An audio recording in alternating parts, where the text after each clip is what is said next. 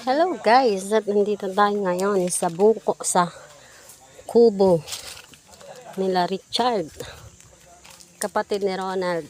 Ayan, ang dami yung makikita, mga tanim-tanim. Ayan ang kubo nila. Tapos Sino na niyong nyug doon, no? Sino ba nag-time ng nyug doon? Sino niyong ayun, nabuhay. Dahil na to, puro talong to.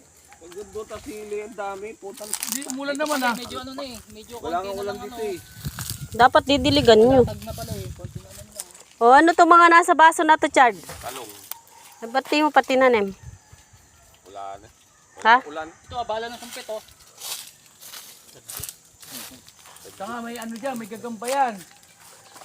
Tignan mo. Eto, kamyas.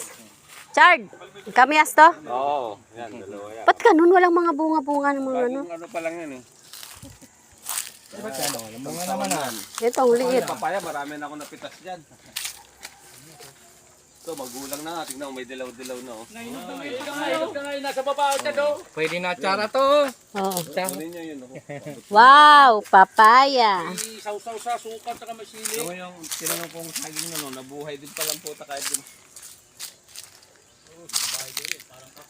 Eh ako may itlog na naman. May itlog ako iuwi na naman no. 16 peraso. Asan? Oh. Asan? Yan oh. Ni Road.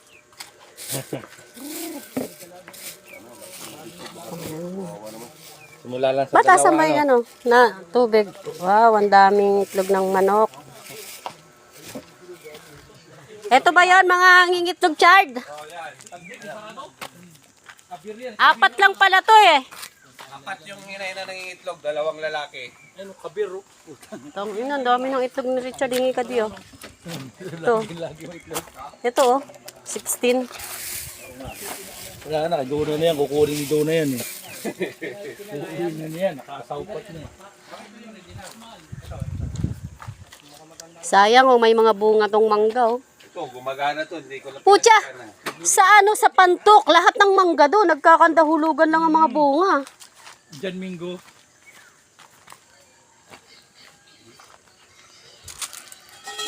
Ganda ng kulungan ng manok ko, tingnan mo, bago pa yero niya no.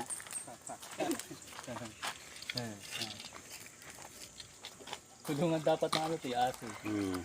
Kasi dinala niya yung aso po, mga nagkasakit eh. Ang nilusot niya, ano to nun eh, ito oh, ni Gunner. Sinakmal yung isang... Sa yung malaki. Ito, patay agad eh. Yun yung niluto eh.